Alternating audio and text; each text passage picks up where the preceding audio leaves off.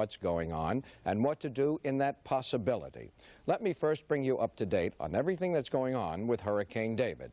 We will take a look at right here. Now, David now has moved in to Hispaniola. The eye has moved right in. This meant that it had to take a northerly turn. As it moved in there, of course, it is dumping torrential rains. It's going to have to move over the mountain areas at this point, and that's going to weaken the storm somewhat. I think we have to mention at this point that there are some indications now that the steering currents are beginning to change just a little bit. This, of course, means that it may eventually change the direction of the storm. As the hurricane moves off the coast of Haiti tomorrow, it will begin to bring some hurricane-force winds to the western sections of Cuba. The highest winds at last report were 150 miles per hour, gales extending 150 miles to the north, 100 miles to the south, and the hurricane-force winds around 50 miles right around the eye, the eye wall. Now, as we look at a projection, let's take a look at our hurricane map, and we'll get a view as to what we think might happen. There are two possibilities right now. Previously, there was a ridge right over Florida. This ridge has kept the storm really from turning too much to the north. This ridge here now apparently seems to be breaking down a little bit, so here are the possibilities. Of course, you can see if it moves off in the direction it has been going and resumes the course it had been going on, it would move just a little bit south of our area. We would be getting some weather from it, but not the eye. The other indication now is, with the ridge breaking down, this opens it up a little bit for David to start to turn a little bit to the north, and so eventually it may pass to the east of Florida, bringing us some bad weather, but again, away from the eye. And for those of you who've been through a storm and think, how bad can it be? Don't be fooled. The last hurricane to hit South Florida and pull a 5-point ranking was in 1935. We don't want you to panic. 8 minutes after 6, the first tropical storm of the season getting stronger, not weaker, as he was yesterday.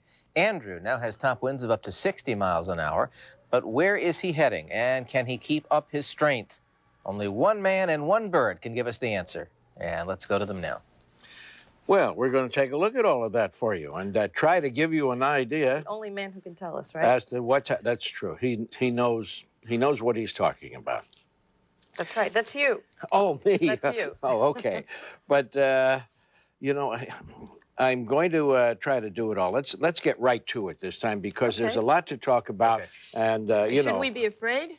We've got to put the metal to the pedal, as they say. Okay. Temperature right now is 81 degrees. The relative humidity 82%. The wind's out of the northeast at about 5, and the barometer is 30.05 and steady, and no rain in the rain gauge. Miami International Airport right now is 81 degrees. Miami Beach is 83. Fort Lauderdale 82. Kendall 77, and West Palm Beach is 76 degrees. All right, the first thing we do now is take a look at everything. Here is Andrew getting stronger. Now, if you take a good look at it, there it is right there. It's still moving northwest at about 12 miles per hour. If you are charting at home, 24.3 north, 63.7 west. Now, that puts Andrew about, let's say 430 miles north-northeast of San Juan, Puerto Rico, still about 1,000 miles from Miami. The highest winds now are up to 60 miles per hour, and probably it's going to get even stronger. Now, what's it going to do?